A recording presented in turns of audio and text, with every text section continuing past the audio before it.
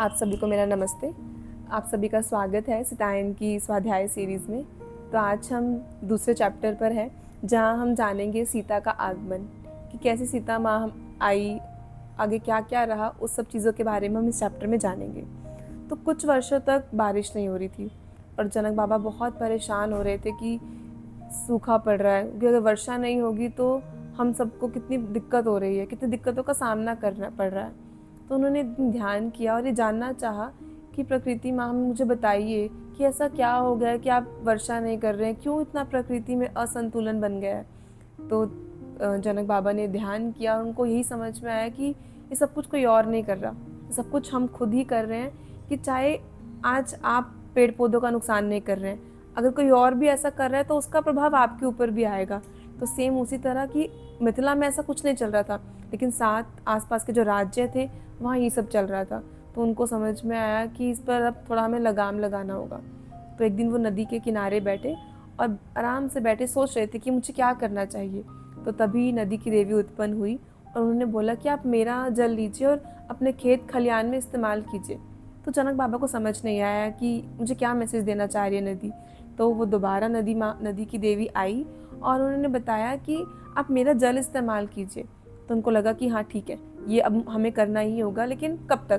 तो उन्होंने नदी का जल इस्तेमाल करना शुरू किया, लेकिन एक समय ऐसा आया कि नदियाँ भी सूख गई। अब कब तक आप नदी का पानी इस्तेमाल करेंगे। तब उनको लगा कि मैं अब क्या करूँ, अब कहाँ से मैं अपने पूरे राज्य को खाना दूँ, कहाँ से मैं सब कुछ व्यवस्था करूँ।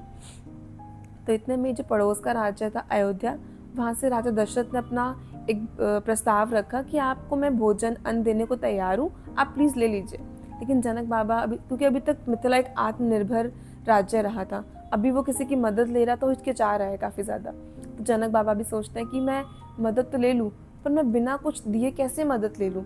तो राजा दशरथ को बात पता लगी, तो उन्होंने बोला कि कोई बात नहीं, आप लीजिए हमसे भोजन, जो भी सामान चाहिए उसके बदले में आप अपनी कलाकृतियाँ हमें दे दीजिए, क्योंकि मिथिला में बहुत ज़्यादा सुंदरता थी, बहुत सुंदर सुंदर कलाकृतियाँ बनाई जाती थी।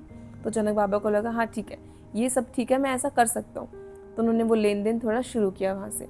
लेकिन उनको समझ में एक बात आ रही थी कि ये सब भी एक समय तक ही आपका साथ दे सकते हैं, आपको इस समस्या का निवारण तो खुद ही करना होगा। तो उन्होंने ऐसा सोचा, आज तक उनकी कोई संतान नहीं थी, तो उनको लगा कि अब मुझे प्रकृति माँ से आह्वान करना होगा कि माँ खुद आएँ और हमें समझाएं, इस धरती को बैलेंस करें, जितना ये असंतुलन हो गया है यहाँ पर। तो उन्होंने मन में ठान लिया कि मैं एक लड़की का आह्वान करूँगा। सारे महल में हर जगह ये बात फैल गई कि जनक बाबा सुनैना माँ एक लड़की का आह्वान कर रहे हैं। और एक ऋषिवर उनके पास आए कि जनक बाबा, क्या मैंने सही सुना है कि आप लड़की का आह्वान कर रहे हैं। तो जनक बाबा ने बोला हाँ, इसमें क्या हो गया। तो वो बोलते हैं कि लड़की का क्यों, आप लड़के का आह्वान कीजिए। कि अभी तक हमारे यहाँ पे क्या है ना, हमें लगता है कि जो हमारा कुल है, वंश है, वो एक लड़का ही आगे बढ़ा सकता है, तो हमें लड़के की ज़रूरत है। लेकिन जनक बाबा का ये इंटेंशन था ही नहीं माँ को बुलाने का। वो माँ को अपने लिए नहीं, पूरे विश्व कल्याण के लिए बुलाना चाहते थे।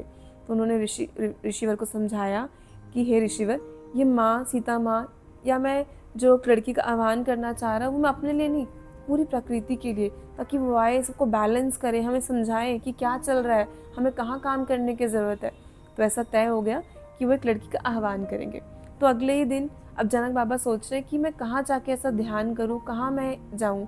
तो तभी उनको एक जगह समझ में आती है जहाँ बहुत वर्षों से सूखा पड़ा हुआ है, कोई पेड़ पौधा, जानवर, पंछी कुछ नहीं है वहाँ पर, कोई जीवन ही नहीं है वहाँ उस जगह पर। तो वो वहाँ पे तय करते हैं कि मैं वहाँ जाऊँगा और ध्यान करूँगा। तो जैसे अपने रथ पे बैठने लगते हैं, तो उनको लगता है कि जो उनकी पत्नी है सुनैना, वो भी उनके पास आएगी, ज़रूर साथ देगी जाने के लिए। पर सुनैना माँ नहीं जाती, वो खड़ी रहती है, बस सोचती रहती है मन ही मन। तो जनक बाबा बोलते हैं कि क्या आप अपनी लड़की को बुलाने या अपनी बेटी को बुलाने नहीं चलोगी। तो सुनैना माँ खुश होती है और बोलती है कि अवश्य, मैं भी आपके साथ आऊँगी। तो सुनैना माँ और जनक बाबा दोनों रथ पर बैठकर उस जगह की ओर प्रस्थान करते हैं। जैसे वहाँ जाते हैं तो दोनों ध्यान शुरू करते हैं, मंत्रों का उच्चारण करते हैं। दोपहर से रात और रात से अगले दिन का भोर का समय हो जाता है। तो जैसे ही सुनैना माँ अपने मंत्रों उच्चारण को विराम करती है और आंखें खोलती है, तो वो उनको एक बच्चे की किलकारी की आवाज़ सुनाई देती है। और वो बच्चे की किलकारी उनको शोर नहीं लग रही है, ऐसा लग रहा है कि मानो एक मधुर संगीत है जो आज से पहले कभी सुना ही नहीं था। और वो जनक बाबा को उठाती हैं, और जैसे जनक बाबा अपने ध्यान से बाहर आते हैं तो वो देखते हैं एक बच्चे की किलकारी, और वो बहुत खुश होते हैं क्योंकि उनको ध्यान में बाहर आने से पहले ही दिख चुका था कि प्रकृति माँ ने यानी कि वसुंधरा माँ ने अपनी बेटी हमें दे दी है, हमें अपने लिए नहीं पूरे विश्व कल्याण के लिए दे दी है। तो जो हल उन्होंने बहुत समय से रखा हुआ था संभाल कर, वो जैसे ही धरती पर लगाते हैं तो धरती बीच में से फट जाती है और वहीं से सीता माँ का आगमन होता है। और तुरंत ही बहुत तेज वर्षा होने लग गई, जहाँ पे प्रकृति कुछ थी ही नहीं, पेड़ पौधे खिलने लगे, पंछी दिखने लगे, जानवर बाहर आ गए। तो वहीं से पता लगने लगा कि कैसे प्रकृति माँ ने अपनी खुद की बेटी हमें दी है पूरे विश्व के लिए, ताकि वो हमेशा सबके लिए काम कर सके। और उसके बाद पूरे महल में बात फैल गई कि सीता माँ आई है, सारी जगह खुशी का माहौल, हर जगह चर्चा फैल जाती है कि जनक बाबा सुनैना माँ की संतान हुई है, उनके यहाँ बेटी आई है, और सब बहुत खुश हैं इस चीज़ से। तो तभी ये बात महल में पहुँच जाती है। तो अदिति मीनाक्षी के पास आती है और बोलती है कि मीनाक्षी, जनक बाबा ने तुम्हारे लिए एक समाचार भिजवाया है कि अब तुम्हें सीता माँ की सेविका के रूप में नियुक्त किया जाएगा। तो मीनाक्षी सोचती है कि मैं सीता माँ जो माँ आ रही उनकी सेविका के रूप में, मैं अपने काम में खुश हूँ अदिति, मुझे ज़रूरत नहीं है उन कामों की। तो अदिति बोलती है कि जनक बाबा ने कहा है कि मीनाक्षी को बोलो उसके वर्षों की तपस्या अब पूर्ण हो गई है। तो मीनाक्षी को लगता है तपस्या, और मैंने तो कुछ किया ही नहीं अभी तक। तो अदिति समझाती है कि मीनाक्षी, जो तुमने इस काम को जो तुम करना भी नहीं चाहती थी पहले, लेकिन अब तुम इस काम को निस्वार्थ भाव से कर रही हो, कि ये काम बिल्कुल डेडिकेशन से, कुछ पाने की चाह से नहीं, सिर्फ देने की चाह से, तो ये भी एक सेवा तपस्या से कम नहीं है। तो मीनाक्षी खुश भी होती है, लेकिन वो चाहती है कि मैं इस काम में बहुत खुश हूँ, लेकिन वो चाह नहीं रही कि मैं कुछ नए काम में जाऊँ। लेकिन उसके बाद समझ में आ रही कि जैसे स्थितियाँ, परिवर्तन हमारे अंदर आया, परिस्थितियाँ बाहर बदल गई। जब तक मीनाक्षी काम से दूर भागती थी तो काम और उसके नज़दीक आता था। जैसे उसने काम को एक्सेप्ट कर लिया कि हाँ ये काम मेरा है, मुझे सेवा के भाव से करना है, तो तुरंत वो काम भी चला गया, एक नई अपॉर्चुनिटी उसके पास आ गई। तो हमें भी सीखना चाहिए कि हमें चीज़ों से भागना नहीं है, हमें सरेंडर करना है, हमें काम करना है एक प्योर इंटेंशन के साथ।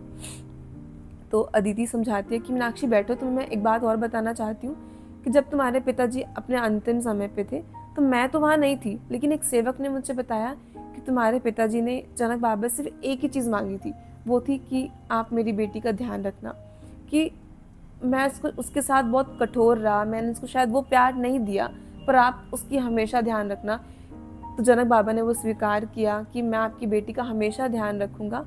और मीनाक्षी के पिताजी ने बोला कि शायद मेरी वो बेटी तो एक दुर्भाग्य के बीच में एक आशीर्वाद बन के मेरे पास आई थी, पर मैं बहुत सख्त रहा उसके ऊपर, क्योंकि वो हमेशा उसको दुर्भाग्य से बचाते आए थे। तो जनक बाबा ने उनको आशीर्वाद दिया कि आप निश्चिंत हो जाओ, आपकी बेटी का मैं ख्याल रखूँगा। तो तभी मीनाक्षी को याद आता है कि शायद तभी जनक बाबा ने मुझे उस नदी में डूबने से बचाया, क्योंकि वो समय था जब मीनाक्षी की मृत्यु तय थी, लेकिन जो दुर्भाग्य का असर था वो कम हो चुका था, और जनक बाबा का जो आशीर्वाद था वो ऊपर था। तो इसलिए अब मीनाक्षी समझ पा रही थी कि उसके पिता उससे बहुत प्यार करते थे, हमेशा उसके साथ ही थे, पर इस बात को समझने में उसको भी बहुत समय लग गया। और उसको बार बार एक ही बात अपने अंदर से समझ में आती है कि जब हमारा हृदय परिवर्तन होता है ना, तभी स्थितियाँ बाहर बदलती हैं। जब हम चीज़ों को स्वीकार करना शुरू करते हैं, तभी हमारे आसपास का जो एनवायरनमेंट है, माहौल है, वो हमारे हिसाब से हमारे लिए काम करना शुरू करता है।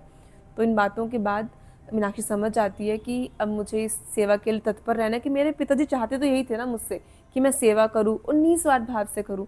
तो अदिति भी यही समझाती है कि ये तुम्हारी सेवा का ही फल है, और तुम्हारे पिता की सेवा का फल है कि तुम्हें सीता माँ के लिए नियुक्त किया जा रहा है। तो अदिति के हाथ मीनाक्षी कहलवा देती है कि आप जनक बाबा को बोल दो कि मैं हर सेवा के लिए बिल्कुल तैयार हूँ। तो मीनाक्षी की ड्यूटी अब सीता माँ की सेवा के लिए नियुक्त हो गई है। और मिथिला में क्या है कि वहाँ पे हर किसी का ना बहुत ध्यान रखा जाता है।